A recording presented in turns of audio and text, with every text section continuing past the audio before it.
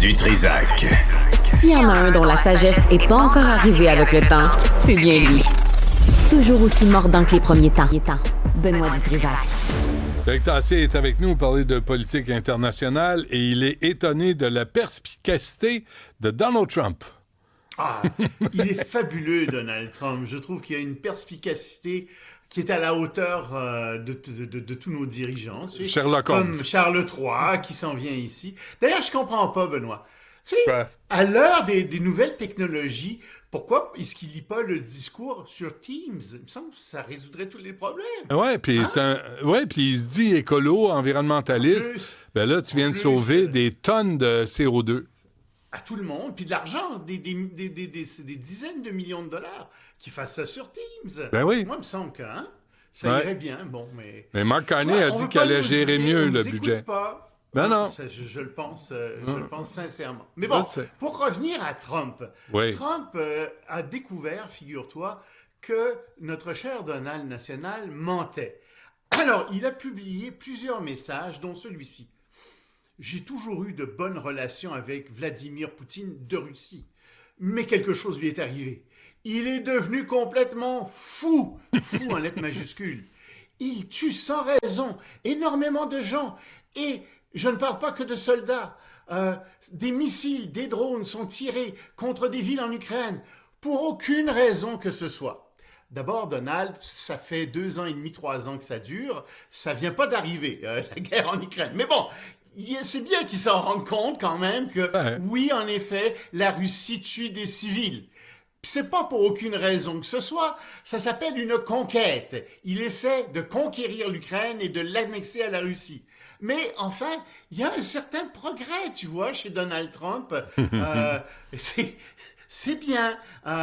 Bon, c'est vrai que Trump critique aussi Zelensky. Il dit qui a dit que le silence de Washington sur les attaques de Poutine encourageait les attaques de Poutine. Et lui, Trump a dit mais tout ce qui sort de sa bouche cause des problèmes. Je n'aime pas ça. Il est mieux d'arrêter. On a un peu l'impression qu'il fait de la projection. Je ne sais pas s'il parle vraiment de Zelensky ou de lui-même. Toujours est-il que le Kremlin, lui, a eu une réponse à tout ça. Il dit « Oh, vous savez, tout le monde devient très émotif étant donné les négociations. » Alors oui, très émotif avec, dans les derniers jours, 355 drones qui ont été envoyés en une seule nuit par les Russes sur l'Ukraine, 25 morts, des dizaines de blessés. Je comprends que les Ukrainiens soient légèrement émotifs dans les circonstances, surtout en sachant ce qui s'est produit. Oui, à se faire bombarder, ça hausse le taux d'émotif. On peut comprendre. Mais ça a quand même eu des résultats intéressants. Tu vois, il y a les alliés de l'Ukraine qui ont levé toutes les restrictions de portée de missiles sur les cibles russes. Parce qu'avant ça, ils pouvaient tirer, mais très proche de la frontière, pas vraiment dépasser la frontière russe. Maintenant, les missiles peuvent aller à leur pleine portée. Il y en a qui sont à 300 km, etc. Donc, les Ukrainiens vont pouvoir bombarder les Russes très à l'intérieur même de l'État russe. Et ça, c'est tout à fait nouveau. C'est quelque chose qui devrait peut-être changer, peut-être pas changer la phase de la guerre, mais ça va causer des torts considérables à la Russie.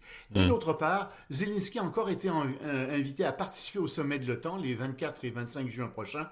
Il avait participé au dernier sommet de l'OTAN, mais il semble qu'il y ait quelques résistances de la part des États-Unis pour le moment.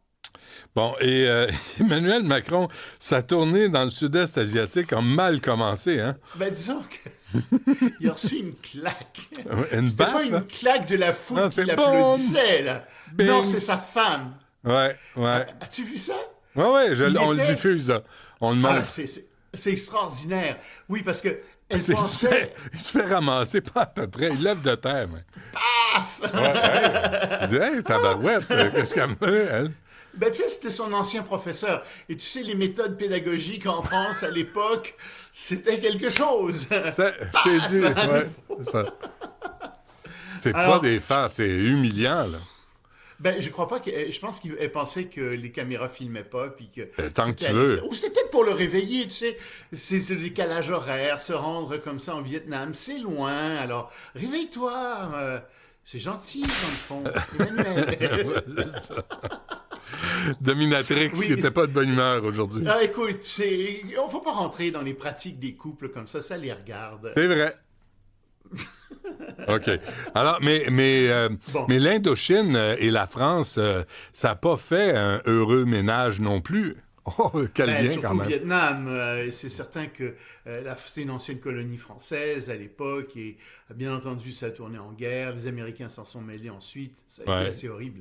Mais on passe un peu, tu sais, les gens meurent, les générations passent et puis en fait le problème c'est que le Vietnam est a un ennemi principal qui est la Chine.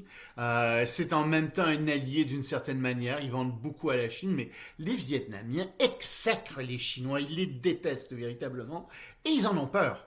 D'autant plus que les Chinois essaient de voler, littéralement, je pense qu'on peut le dire comme ça, une partie des réserves pétrolières vietnamiennes qui sont situées en haute mer. Donc, effectivement, les Vietnamiens ont de quoi se méfier des Chinois. Et donc, c'est bien pour eux de diversifier leurs échanges avec d'autres pays. Même chose pour l'Indochine et le Singapour, où va se rendre aussi Macron. Ces pays-là veulent diversifier leurs échanges avec d'autres partenaires. Et l'Europe se trouve à être un partenaire en or parce que, évidemment, ce qui se passe avec les États-Unis est assez désagréable, c'est-à-dire que les États-Unis ne suivent plus aucune règle, que les gens veulent de moins en moins faire affaire avec les États-Unis, mais remarque que du point de vue militaire, ils n'ont pas trop le choix pour le moment.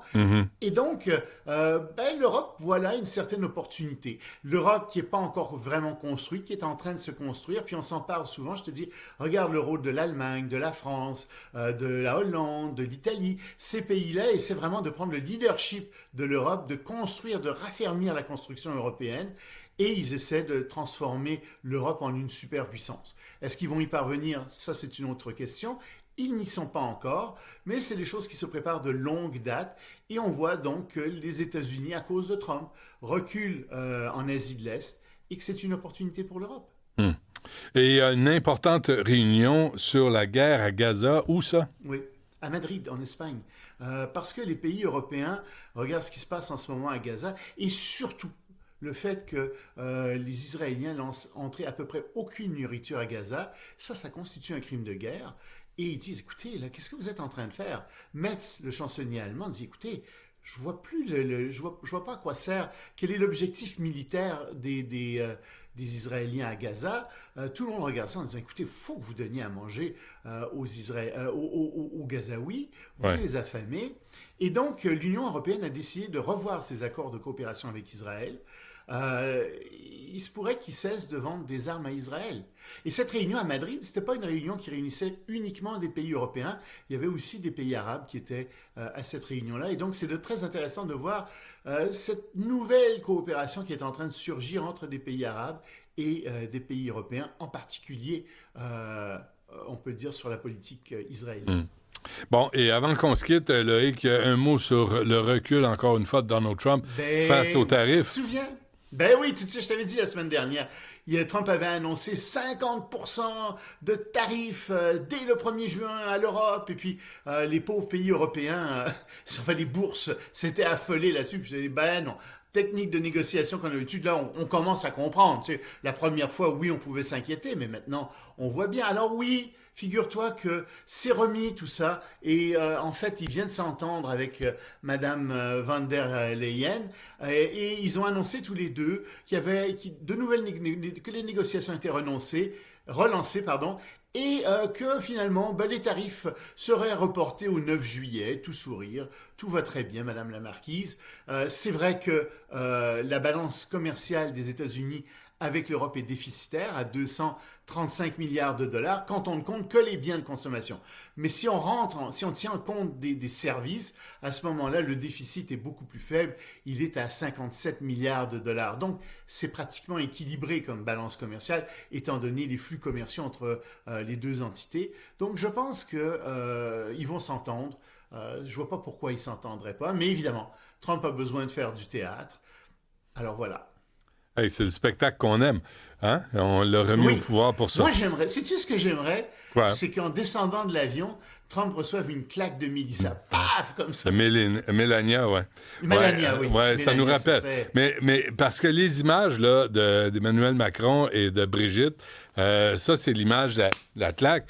Mais quand ils descendent, là, il lui offre son bras, puis écoute, c'est à peine si il ne pousse pas dans le dos qu'il tombe des marches. Des boules des marches. Elle prend ça sa rampe, puis lui la sienne, puis chacun de son côté. Mais tu sais, c'est très difficile de faire ce genre de visite. Ça crée des tensions énormes. C'est tendu comme atmosphère. Ça se répercute dans les couples politiques, quels qu'ils soient. Donc, je pense pas non plus qu'il faille monter ça trop en épingle non plus. Non, mais tu sais, tu manges une claque à la suce, là. Ça paraît mal. Ça paraît mal. N'importe qui, un homme, une femme, là, tu sais, puis on n'endosse pas la violence conjugale, là, c'est pas drôle, c'est pas des farces, sauf que c'est le président de la France. Puis là, tu te dis, vraiment, c'est de même ça se passe? C'est pas Personnellement, je suis peut-être pas un conseiller en couple, mais... Il me semble que c'est pas une façon de se comporter entre êtres humains, puis surtout pas dans un couple. Non. Tu frappes pas ta conjointe, puis ta conjointe te frappe pas. Puis attendez avant d'ouvrir les portes de l'avion. Non. Attendez que tout soit réglé. Ouais, c'est drôle que tu sais, j'en ai parlé à des amis, je disais à des gens, vous, est-ce que ça vous est déjà arrivé, tu sais, que... Puis tout le monde m'a dit non, jamais. La femme m'a frappé, jamais. Ah non, frappé. Mais tu sais, tu t'en vas dans une soirée, puis tu te chicanes un peu. Il y a un froid. Tu sais, ça peut arriver.